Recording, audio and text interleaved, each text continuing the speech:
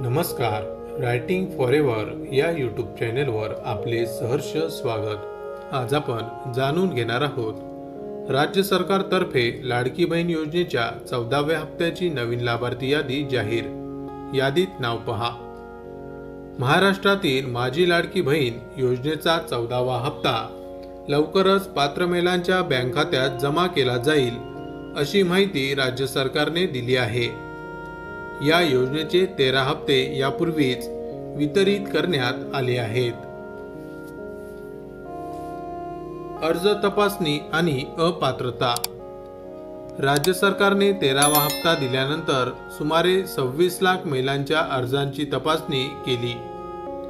यात ज्या महिला सरकारी नोकरीत आहेत, ज्यांच्या कुटुंबाकडे 4 चाकी वाहन आहे किंवा ज्यांचे वार्षिक उत्पन्न ₹2.5 लाखांपेक्षा जास्त आहे, त्यांचे अर्ज रद्द करण्यात आले आहेत. या महिलांनी योजनेच्या अटींचे पालन न केल्यामुळे त्यांचे अर्ज रद्द झाले आहेत. लाभार्थी आणि अपात्र महिलांची यादी. सरकारने 14व्या हप्त्यासाठी पात्र आणि अपात्र महिलांची निवड केली आहे. अपात्र महिलांची यादी ग्रामपंचायत कार्यालये आणि अंगणवाडी केंद्रांमध्ये पाहता येते, तर पात्र महिलांची यादी महानगरपालिका कार्यालये आणि योजनेच्या अधिकृत वेबसाईटवर उपलब्ध आहे. 14व्या हप्त्याची रक्कम आणि संभाव्य तारीख. ऑगस्ट महिन्यासाठी 26 लाखाहून अधिक महिलांना अपात्र ठरवण्यात आले आहे. त्यांना आता या योजनेचा लाभ मिळणार नाही. जरी 14व्या हप्त्याची अधिकृत तारीख जाहीर झाली नसली तरी 4 सप्टेंबर पासून महिलांना हा हप्ता मिळण्याची शक्यता आहे.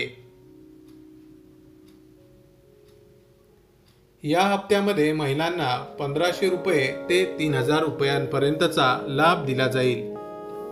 ज्या महिलांना रक्षाबंधनानिमित्त 13वा हप्ता मिळाला नव्हता, त्यांना 14व्या हप्त्यात ₹3,000 मिळण्याची शक्यता आहे. हप्त्याची स्थिती तपासणे.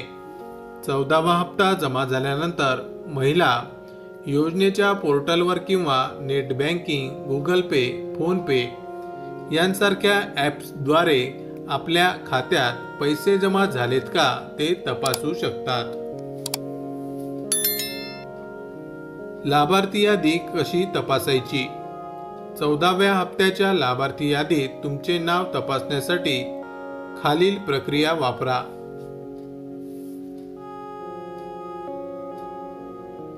महानगरपालिकेच्या पोर्टलवर जा. मुख्य मेनूमधील स्कीम पर्यायावर क्लिक करा. लाडकी बहीण योजना यादी निवडा. तुमचा प्रभाग, वॉर्ड निवडून व्ह्यू वर क्लिक करा. नवीन पेजवर डाउनलोड वर क्लिक करा.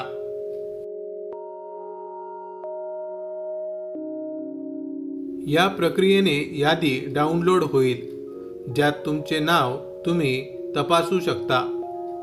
या व्यतिरिक्त ऑगस्ट महिन्याची लाभार्थी यादी महिला व बालविकास विभागाकडून जारी करण्यात आली आहे, जी अंगणवाडी केंद्रातही पाहता येते. माहिती आवडली असेल तर अवश्य शेअर करा. अशाच प्रकारचे नवनवीन सरकारी योजनांविषयी अपडेट मिळवण्यासाठी आमच्या रायटिंग फॉरेवर या यूट्यूब चॅनलला अवश्य सबस्क्राईब करा. धन्यवाद.